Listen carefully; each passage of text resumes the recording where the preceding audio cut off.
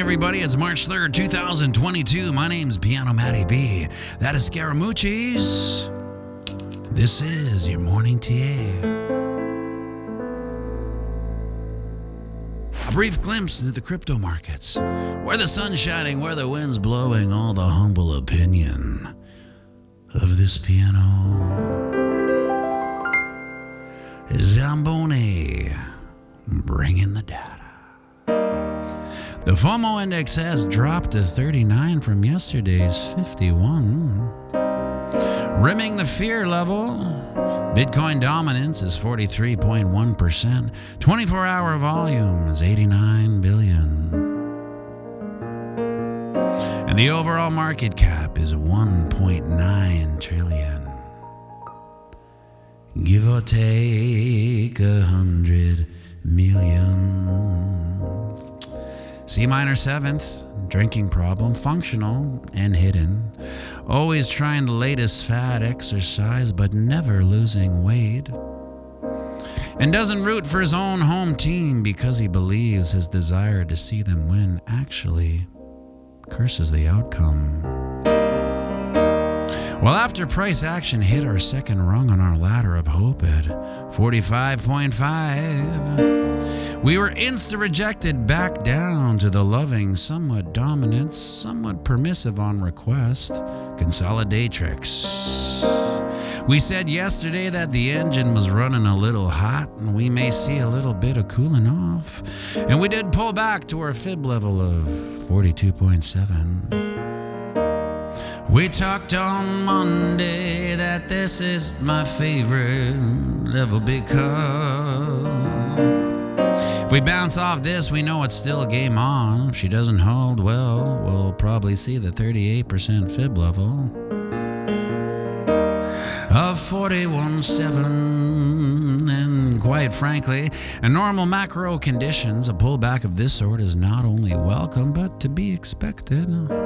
However, in these crazy macro backgrounds, all bets are off. As market instabilities and geopolitical hijinks and calamity reign supreme, all the technicals in the world can't hold a candle to the temperament of the chef and what he decides to cook up today. Who's the chef?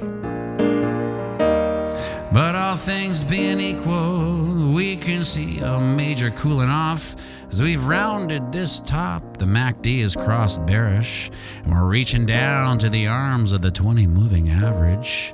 But this is the 4-hour chart. She's a noisy little so-and-so. Over on the daily, she's a little bit better, but not much. We're still looking at a pretty healthy bull flag. The 20 moving average is still above the 50 and gaining some space, which I like. I would have really liked to see us chart a higher high on a run up, which is above 45.8, but we didn't, so we get on with our lives. If we bring back our Switzerland triangle, who cares not for bullish or bearish breakouts? We can see we've broke out and given it a couple dad knocks. Tests for support. We can see how if we're glowing like the metal on the edge of a knife down the support line, we could hit that 38 level of 41.7. Right about here. The alternative to that is breaking support and re-entering the Switzerland triangle, which I just don't want to do. Continued word mincing at this price level of 44K. Can see how we'd carve out this stage left shoulder of the inverse head and shoulders pattern. Good old Mr. Clean. Hey Nancy, we're lower cab today. You can see how one pattern becomes another pattern if we just hold on. It's like a choose-your-own-adventure story. Do you want a bull flag, or would you like the inverse head and shoulders pattern? How about an M pattern or a double top? Regardless of the cute name we give it, they all have the same intention, and that's to give us probabilities based on historical data and human psychology. Where's that price action going? With the legacy zombie markets in their own state of market and consolidation, it's hard to tell whose tail is wagging the dog. Have we decoupled even slightly? Or are we still getting whipped around the lake on the tire tube by our jerky older brother?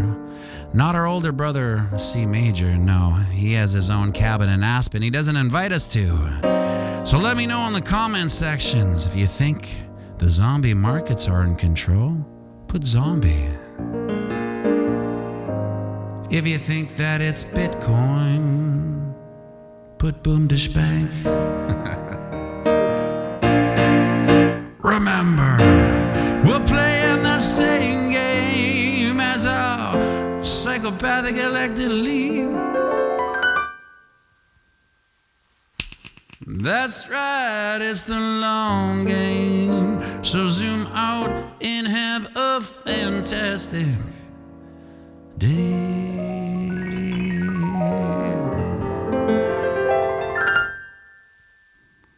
And sing it with me now. I run the banks, I boom the spank. Bitcoin, crypto, morning tea. Hey.